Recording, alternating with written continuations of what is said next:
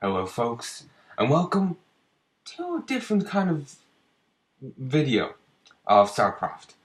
Rather than me doing the campaign or in the few occasions running a multiplayer match, I'm doing a custom map this time because I found it rather enjoyable. Um, how do I want to start this off? I've been thinking heavily about how I want to word it. Now, of course, the moment I come to it, I'm overcome with nerves. If basically all I wanted to say was, look, I want to let's play this, show it off. But if for whatever reason the maker of it, Cooper Hawks here, has an issue with me doing so, whatever the issue may be, just drop me a line and I'll take it down. So, they want to contact me via that StarCraft account, just to make sure it's not someone pretending to be you, if you get me. But I would have no problem taking it down if, for whatever reason they want to. So anyway, let's find. Here's a bit of information. It's set in. It's. I did say this is a custom map, right? Yeah, I think I did. So yeah, it's a thing they made up. It's set in some other quadrant, far away from where the rest of the game takes place. The actual StarCraft 2 stuff take place. So, my mouse is acting weirdly. There's a bit of gunk on the end of it, but none of it's near the, near the sensor. Just gonna give it a quick wipe. I have some tissue here. Sorry, it was perfectly fine until I started recording.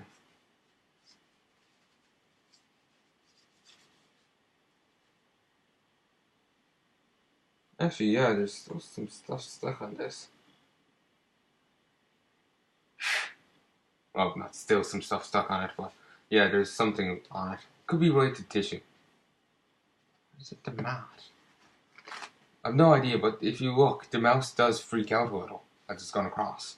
And it only started doing that like a second ago. Which makes no sense. Here, I'll start loading the level because it's probably not that interesting me doing what I should be doing this, as I really should be doing it off camera, in all honesty. So.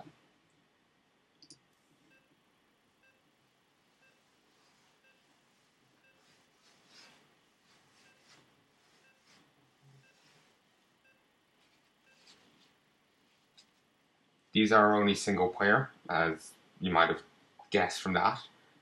Okay, hopefully now the mouse will be fine. Yeah, must have just been something on the mouse pad. Either that or it was just that menu. I know. Act 1, Mission 1, Hell's Rejects. It is currently the year 2498 for the Terrans of the Cardanian. I'm going to so butcher so many of these names.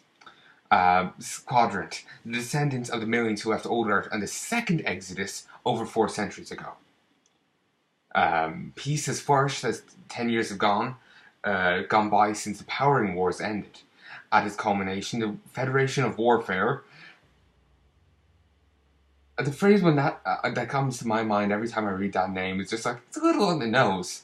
Okay, we're warmongers. Let's call ourselves the Federation of Warfare. Yeah, that'll spout like, it's pretty descriptive work. Achieve superiority over the Parisian tyranny. I'm butchering these names, I apologize. At least I think so. Taking hold of the outlying mining planets and seizing the resources of the known Terran space in the quadrant. Recently, workers on the mining operations of the planet Duros 3 have begun uprisings against the underpaid conditions that the Federation command has bestowed on them. Conflicts erupt all across the planet against the Federation forces, mainly in Barksville, a small town where the rebellion is believed to have started. To answer the threats, the Federation have ordered the battlecruisers Heimdall and Pegasus to intervene and prevent the rebellion from escalating. The Heimdall's Marine Ground Forces, codenamed Hell's Rejects, under the command of Captain Gerard Harsh, have been sent down to the planet's surface to rendezvous with Tareen Stryker, captain of the Solus Ravens. Hell's Rejects kind of reminds me of, it's probably done intentionally, but there's a StarCraft 2 novel, what's that? Hell's Angels? No, not Hell's Angels. Heaven's Devils. Hell's Angels is a biker group. I'm just confirming it's a StarCraft 2 thing. Yeah, it's StarCraft 2 Heaven's Devils. It's centers on Jim Raynor when he's apparently 18, according to the StarCraft 2 wiki thingy. Yeah. And there's, again, actually quite nicely, there is a bit of advice there. When Captain Harsh prompts it, using cover spots will reduce damage taken by your units and slightly increase their attack range. Use them. Let me just take a quick drink. Don't want to start it on... Actually, no, it's fine, there's a cutscene. But I can't actually...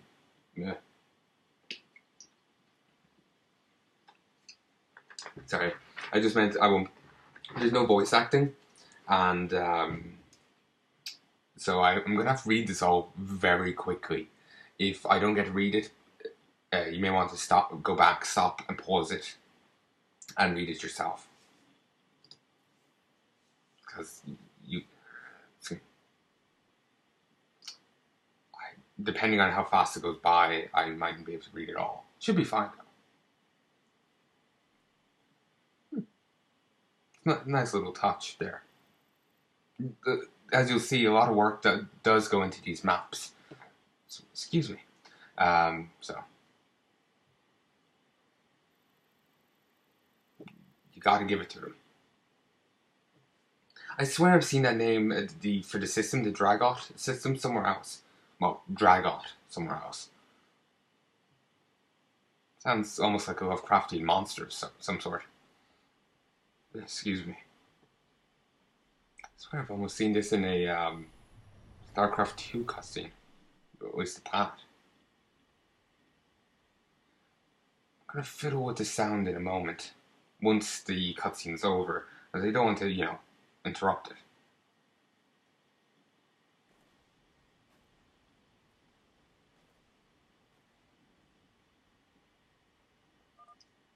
Welcome to Duro Street, people. Keep your eyes open and stay tight. Command says these rebels don't have access to heavy weaponry. Easy on the triggers. Don't forget we still have civilians here. Ooh, that was close. Most of the planet's personnel is getting out of Dodge. Nothing like a Federation encouraging to empty a planet.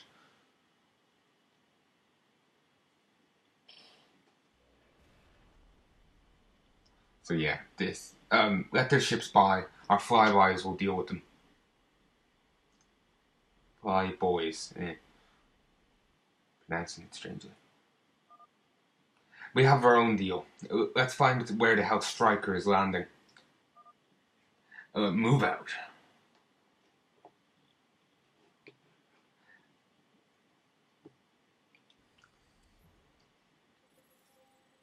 So and when you click on this, you get an extra bit of this here.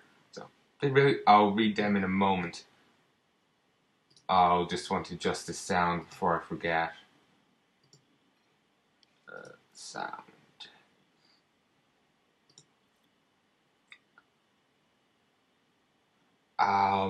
Let me check, see what it sounds like. 1 second. Hey folks, and I'm back.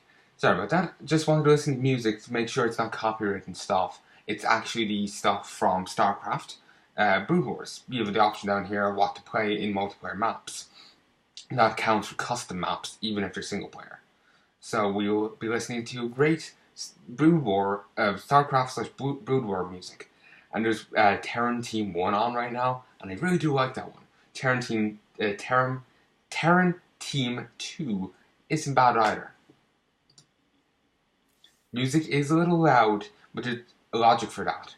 I'm lowering this down to 40%, the in-game music down to that, and then buffing my stuff up to 140%. So it should balance off. If the sound is off, please inform me. Though I'm going to be perfectly honest here. I may be done the game, done at least this set of custom maps by the time this gets uploaded. I might be. I can't say guaranteed 100% that I will be, but it's a possibility. But still, the information will be of assistance. Regardless, I will have a listen to it myself just to be sure. But if it's still off, it's good for, be sure to tell me. Right. I really like this music, like seriously. This part of the song really makes me think of Miracle Sound's Coalescence, just the start of it. Or I should say, this part, Coalescence, makes me think of this part of the song. Just the little bit at the start. Something about it something about it just really is similar. I want to say it's like essence or it's soul or something. Just, they're really similar. Okay, so basic Terra Marines, basic Rainer. I wonder if that Hell's Rejects thing was... I know, it just... Considering, the Rainer model, Heaven's Devils, Hell's Rejects, I just keep thinking, there's some intentional thing there. The Federation is here. Quick, get inside. Seems not everyone has joined the rebellion. Good. Oh, good. These last a fair bit longer.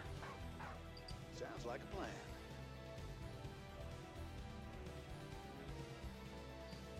Time to man up. It's way too quiet in here. Raiders roll.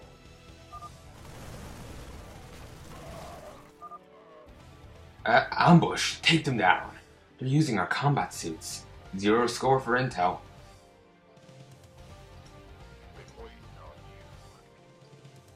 Break it down. Pull them back. I don't like losing troops, even if it doesn't matter. I was going to make a point, now I don't remember. Seems like the grunts who are stationed here put up a fight. Sounds like a plan. You can count on me. These are actually weaker, if memory serves, than the average Marine. No. They aren't. Why did I think that? Honestly, I swear my memory had it that they had less health. Raiders roll.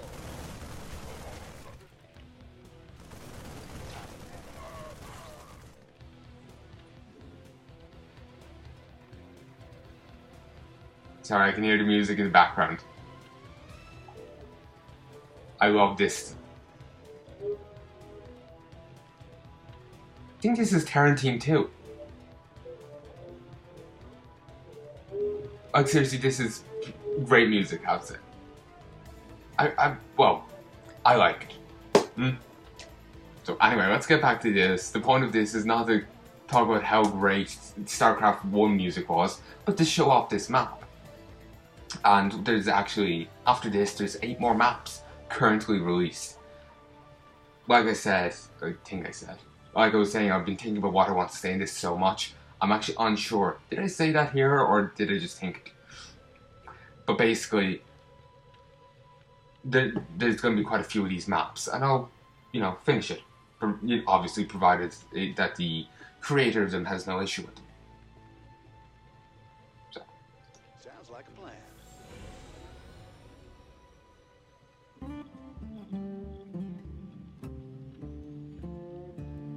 Again, I fear that's a copywritten song. I'm just going to have to rely on the YouTube system to let me delete it. Well, the beast of Stratburg has come to serve the glorious Federation. What damn glory? Those bastards deserve having to deal with this crap. Treating miners like slaves isn't right. I hear you, brother, but these rebels are piling up bodies. That's how a revolution usually works, Jared. We'll deal with it, don't you worry. Surveillance from the Pegasus shows their likely operations center is somewhere to the north.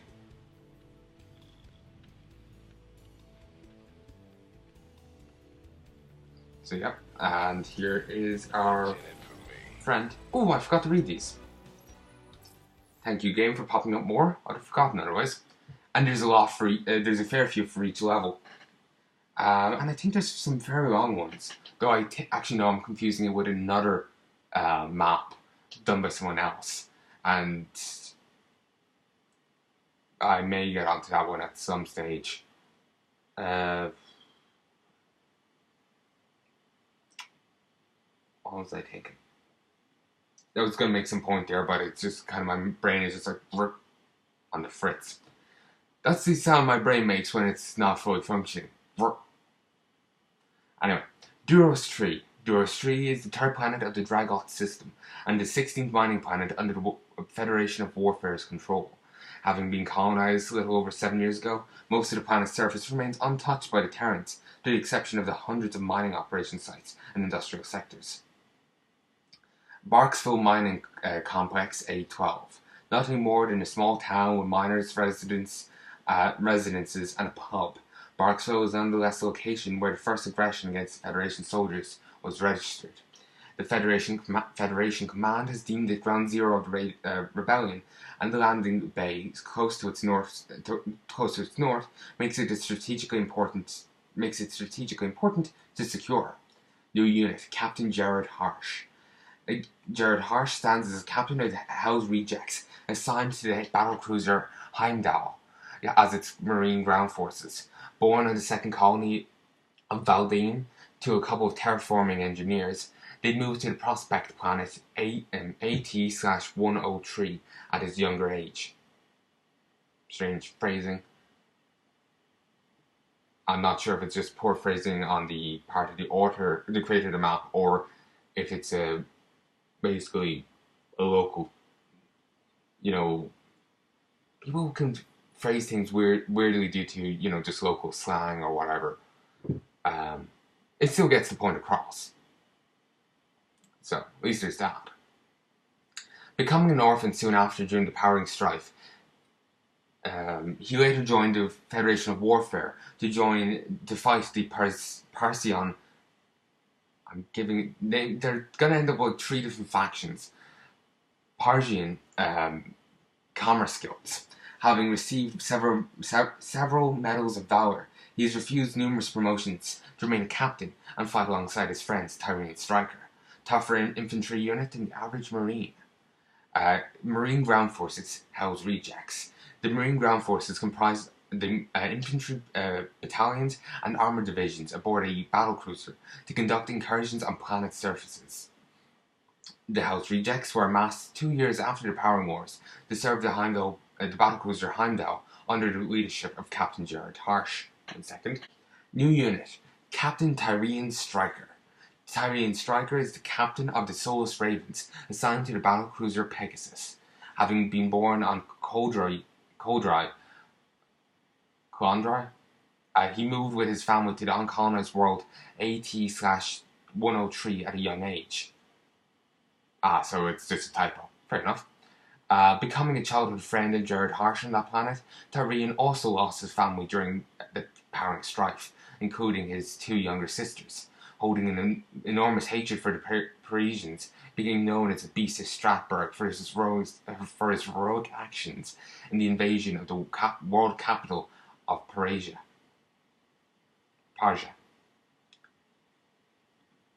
The Beast of Stratburg for his heroic actions. It almost seems like a weird naming if it's like named to as a compliment. It seems like a weird title, but we'll probably see more. It will be explained as time goes on. It hints at things and then explains them on a later map, which is like a good way of doing it. Marine Ground Forces, Solus Ravens. Led by the Beast of Stratburg himself, the Solus Ravens are known to be a fearsome bunch. While under Captain Tyrion, no, Tyrion Stryker, they served the battlecruiser Pegasus flawlessly for nearly 10 years. One sec.